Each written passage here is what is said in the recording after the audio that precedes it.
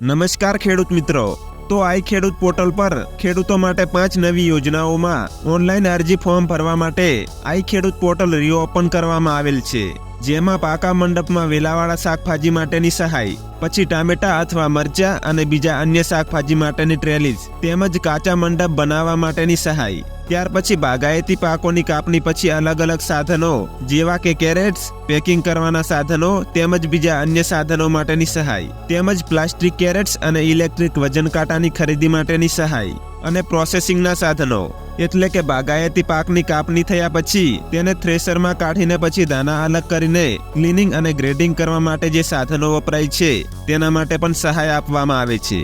તો મિત્રો, આ તમામ યોજનાઓમાં સહાય મેળવવા માટે કયા કયા દસ્તાવેજોની જરૂર પડશે અને ઓનલાઈન અરજી ફોર્મ ક્યાં ભરવું અને કઈ તારીખ સુધી ભરાશે તેના વિશે સંપૂર્ણ માહિતી આપણે આજના વિડીયોમાં મેળવીશું, તેથી વિડીયોને છેલ્લે સુધી જોતા રહેજો।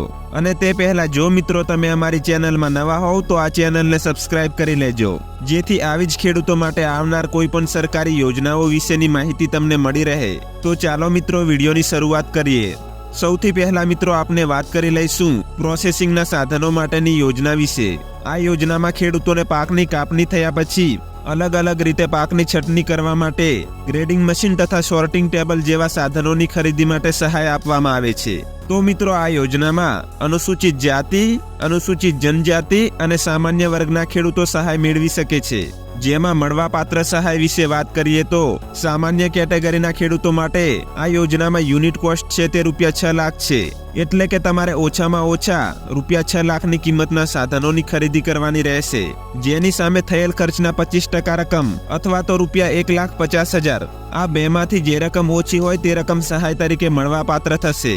ત્યાર પછી અનુસૂચિત જાતિ અને અનુસૂચિત જનજાતિના ખેડૂતો માટે પણ યુનિટ કોસ્ટ છે તે ₹6 લાખ છે, જેમાં ખરેખર ખર્ચના 50% અથવા ₹3 લાખ આ બેમાંથી જે રકમ ઓછી હશે તે રકમ સહાય તરીકે મળવાપાત્ર રહેશે।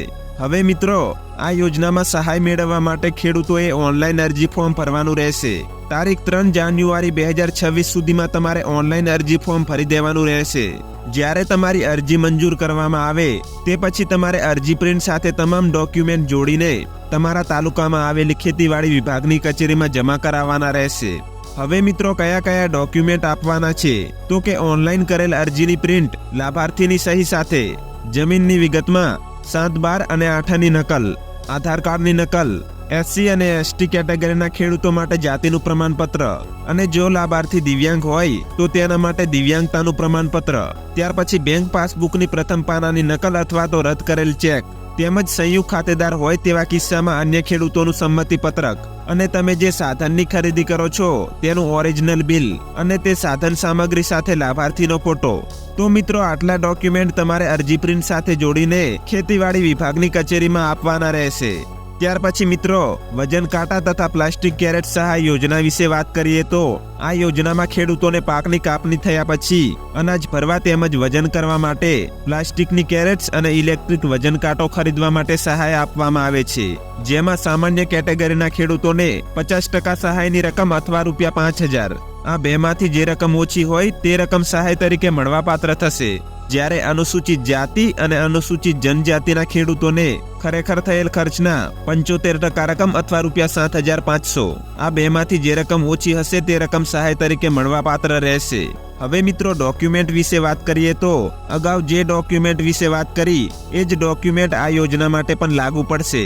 ત્યાર પછી મિત્રો, પાકા મંડપ વેલાવાળા શાકભાજી પેડલ સહાય યોજના વિશે વાત કરીએ તો આ યોજનામાં યુનિટ કોસ્ટ છે તે ₹1,60,000 છે, જેમાં અનુસૂચિત જાતિ અને અનુસૂચિત જનજાતિના ખેડૂતોને થયેલ ખર્ચના 75% રકમ એટલે કે ₹1,20,000 પ્રતિ હેક્ટરની મર્યાદામાં સહાય મળવાપાત્ર થશે અને વધુમાં વધુ એક ખેડૂત ખાતેદાર દીઠ 2 હેક્ટરની મર્યાદામાં સહાય મળવાપાત્ર થશે, એટલે કે એક ખાતા દીઠ મહત્તમ ₹2,40,000 સુધીની સહાય આપવામાં આવશે। ત્યાર પછી સામાન્ય કેટેગરીના ખેડૂતો માટે થયેલ ખર્ચના 50% એટલે કે ₹80,000 એક હેક્ટર દીઠ સહાય આપવામાં આવશે અને વધુમાં વધુ 2 હેક્ટરની મર્યાદામાં 1,60,000 સુધીની સહાય મળવાપાત્ર થશે। હવે મિત્રો, આ યોજનામાં કયા પ્રકારના સાધનોની ખરીદી કરવાની છે તો કે મંડપ બનાવવા માટે સિમેન્ટ અથવા લોખંડના ટેકા 1 હેક્ટર દીઠ 850 નંગ, અને જીઆઈ વાયર જે 12 થી 18 ગેજના અને 400 કિલોગ્રામ પ્રતિ હેક્ટર હોવા જોઈએ. આટલી સાધન સામગ્રી તમારે આ યોજનામાં સહાય મેળવવા માટે ખરીદવાની રહેશે. અને જે ખેડૂતો અર્ધ પાકા મંડપ માટે 1 હેક્ટરથી વધુ વિસ્તારમાં સહાયનો લાભ મેળવવા માંગતા હોય તેમને માઇક્રો ઇરિગેશન સિસ્ટમ ફરજિયાત આપવાની રહેશે. આ તમામ સાધનની ખરીદી તમારે અરજી મંજૂર થયા પછી જ કરવાની રહેશે અને અરજી પ્રિન્ટ સાથે તમામ ડોક્યુમેન્ટ જોડીને ખેતીવાડી વિભાગની કચેરીમાં જમા કરાવવાના રહેશે. ડોક્યુમેન્ટ તમામ યોજનાઓ માટે સરખા જ છે, એટલે કે અગાઉ જે ડોક્યુમેન્ટ વિશે વાત કરી એ જ ડોક્યુમેન્ટ આપવાના રહેશે. ત્યાર પછીની યોજના વિશે વાત કરીએ તો ખેતર પરના ગ્રેડિંગ, સોર્ટિંગ અને પેકિંગ એકમ ઊભા કરવા માટેની સહાય. તો મિત્રો, આ યોજનામાં ખેડૂતોને બાગાયતી પાકોમાં કાપણી પછી બગાડ અટકાવવા ખેતર પર માળખાકીય સુવિધા ઊભી કરવા માટે, જેમાં ઓછામાં ઓછું 50 ચોરસ મીટર કે તેથી વધુનું બાંધકામ કરવા માટે ₹3 લાખ પ્રતિ એકમ ખર્ચને ધ્યાનમાં લઈને વધુમાં વધુ 50% રકમ અથવા ₹1,50,000 આ બેમાંથી જે રકમ ઓછી હોય તે રકમ સહાય તરીકે મળવાપાત્ર થશે. તે સિવાય અહીં અલગ અલગ સાધનો જેવા કે મશીનરી ગ્રેડિંગ, સોર્ટિંગ, વજન કરવાના સાધનો, પેકિંગ, વોશિંગ, પ્રાથમિક મૂલ્યવર્ધન, પાકનો સંગ્રહ કરવા માટે કેરેટ્સ તથા બીન્સ વગેરેના સાધનો. આ સાધનોની ખરીદી પર ₹1 લાખના ખર્ચને ધ્યાનમાં લઈને 50% અથવા વધુમાં વધુ ₹50,000 આ બેમાંથી જે રકમ ઓછી હોય તે રકમ સહાય તરીકે આપવામાં આવશે. એવી રીતે બાંધકામ ખર્ચના ₹1,50,000 અને અન્ય સાધનોની ખરીદી માટે ₹50,000 એવી રીતે કુલ ₹2 લાખ સુધીની સહાય આપવામાં આવશે. તે પછીની યોજના છે કાચા મંડપમાં ટામેટા અથવા મરચા અને અન્ય શાકભાજીના ટ્રેલિસ માટેની સહાય. તો મિત્રો, આ યોજનામાં ખેડૂતોને કાચા મંડપ બનાવવા માટે લાકડા અથવા વાંસના ટેકા જે ઓછામાં ઓછા 1600 નંગ પ્રતિ હેક્ટર ખરીદવાના રહેશે. તે પછી જીઆઈ વાયર જે 12 થી 18 ગેજના હોવા જોઈએ અને તેનો વજન ઓછામાં ઓછો 400 કિલો હોવો જોઈએ. મિત્રો, આ કાચો મંડપ તમે બનાવો છો તેનું અંતર અંદાજિત 2.5 બાય 2.5 મીટર પ્રમાણેનું હોવું જોઈએ.